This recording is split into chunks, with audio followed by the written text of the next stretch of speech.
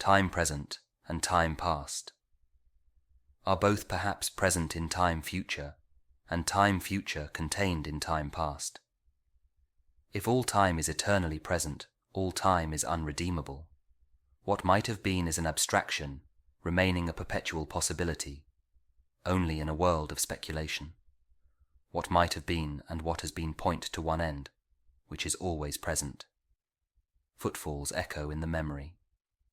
Down the passage which we did not take, towards the door we never opened into the rose garden. My words echo, thus in your mind. But to what purpose, disturbing the dust on a bowl of rose leaves, I do not know. Other echoes inhabit the garden. Shall we follow? Quick, said the bird, find them, round the corner.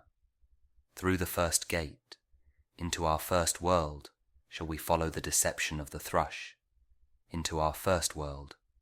There they were, dignified, invisible, moving without pressure, over the dead leaves, in the autumn heat, through the vibrant air, and the bird called in response to the unheard music hidden in the shrubbery, and the unseen eye-beam crossed, for the roses had the look of flowers that are looked at.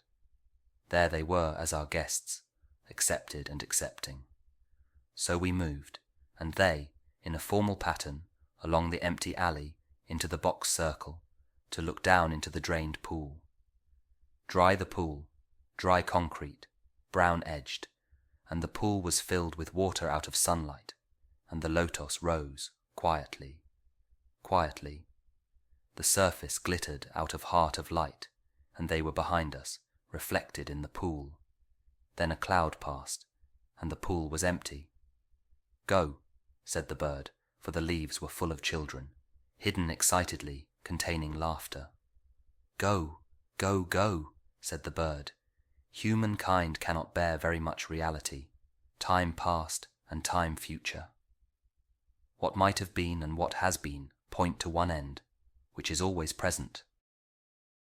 Garlic and sapphires in the mud, clot the bedded axle tree, the trilling wire in the blood, sings below inveterate scars, appeasing long-forgotten wars, the dance along the artery, the circulation of the lymph are figured in the drift of stars. A centre summer in the tree, we move above the moving tree, in light upon the figured leaf, and here upon the sodden floor. Below, the boarhound and the boar pursue their pattern as before, but reconciled among the stars. At the still point of the turning world, neither flesh nor fleshless, neither from nor towards. At the still point, there the dance is, but neither arrest nor movement, and do not call it fixity, where past and future are gathered, neither movement from nor towards, neither ascent nor decline. Except for the point, the still point, there would be no dance, and there is only the dance. I can only say, there we have been, but I cannot say where, and I cannot say how long, for that is to place it in time. The inner freedom from the practical desire, the release from action and suffering, release from the inner and the outer compulsion, yet surrounded by a grace of sense, a white light still and moving, Erhebung without motion, concentration without elimination, both a new world and the old made explicit, understood in the completion of its partial ecstasy, the resolution of its partial horror. Yet the enchainment of past and future woven in the weakness of the changing body protects mankind from heaven and damnation, which flesh cannot endure. Time past and time future allow but a little consciousness. To be conscious is not to be in time, but only in time can the moment in the rose garden, the moment in the arbour where the rain beat, the moment in the draughty church at smokefall, be remembered, involved with past and future. Only through time, time is conquered. Here is a place of disaffection, time before and time after, in a dim light, neither daylight investing form with lucid stillness, turning shadow into transient beauty, with slow rotation suggesting permanence, nor darkness to purify the soul, emptying the sensual with deprivation, cleansing affection from the temporal, neither plenitude nor vacancy.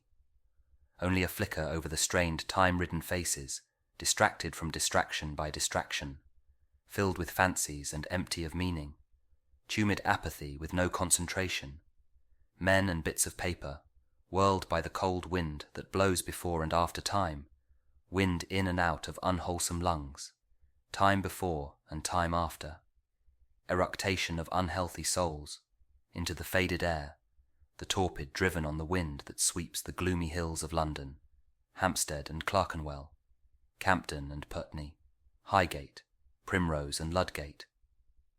Not here the darkness in this twittering world.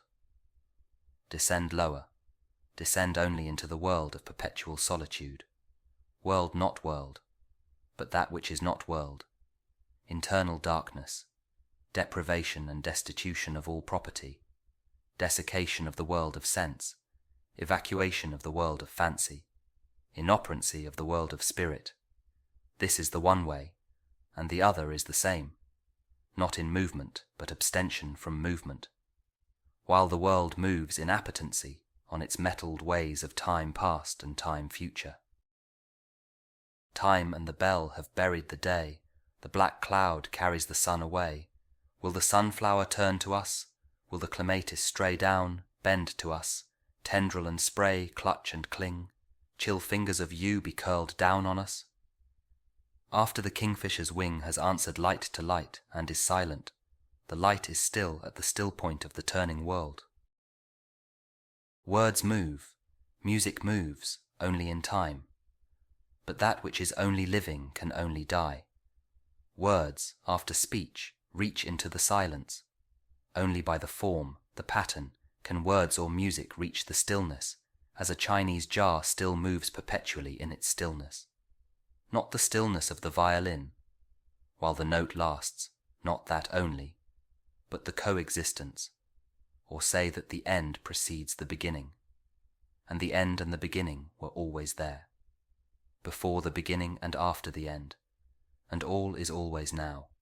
Words strain, crack, and sometimes break, under the burden, under the tension, slip, slide, perish, decay with imprecision, will not stay in place, will not stay still.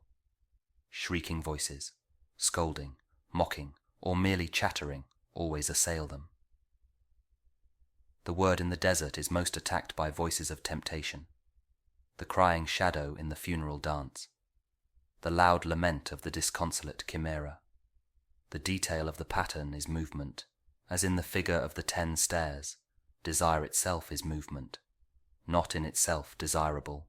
Love is itself unmoving, only the cause and end of movement, timeless and undesiring. Except in the aspect of time caught in the form of limitation between unbeing and being.